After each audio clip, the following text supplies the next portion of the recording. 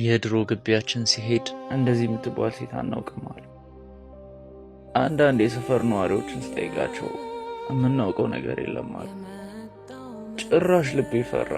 የሞተች እንደሆነ የሚንገሩኝ። አንድ ልጅ ሮዝ የሚኖሩ ሴትዮ እላይ በተደጋጋሚ አይቻቸዋለሁ ብሎኛል።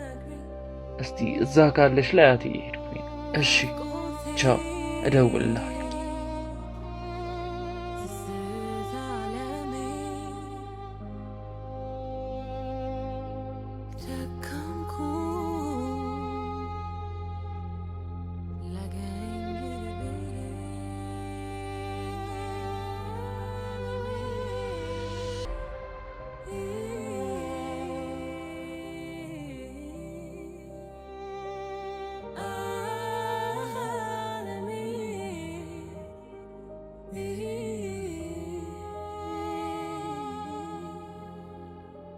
ምን ተፈጥሮ ነው?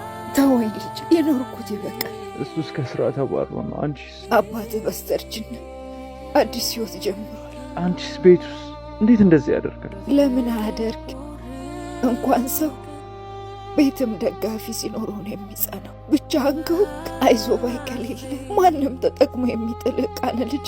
ያ ሁሉ ንብረት እያለ አንቺ እዚህ መውደቅ ነበረብሽ።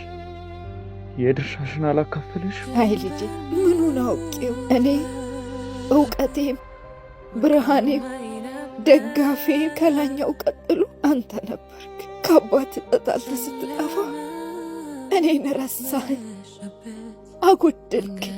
እኔ ለዚህ ሁሉ ነገር እኔማ የምከራከርበት እውቀትም ጉልበትም ስለሌለ ደግሞስ ሁሉ ነገሯን የተነጠቀች እድሜ ያለፈባት ሴት በመሆን የምኖርበት ምክንያት ስላጣሁ ብዙም አልታገልኩም ልጅ።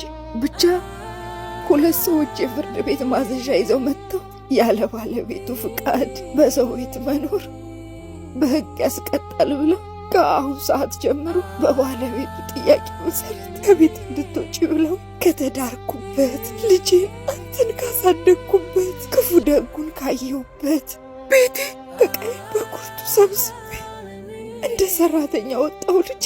በአባቴ ጥፋት አንቺ እናቴን አጣሁሽ። ለማትቀይረው ነገር ላስጨንቅህ ጸጸት እንዲገባ አልፈልግ የኔ ልጅ። ድምፅህን ባልሰማም በጸሎት ሳላስብ የቀረውበት ቀን የለም። አንሻ ሳነስኩ አይደል ልጄ? ማይ እኔ ነኝ ለዚህ ሁሉ ነገር ውስጥ የቀጠል። ይቅር በይኝ። ይቅር ብያለሁ ልጄ። መጀመሪያ ምን ያልተቀየምኩም የኔ ልጅ። እንኳን መጣል ማረፌን እንኳን መጣል። የኔም ባይፍሰስ አታልቅስ የኔ ልጅ።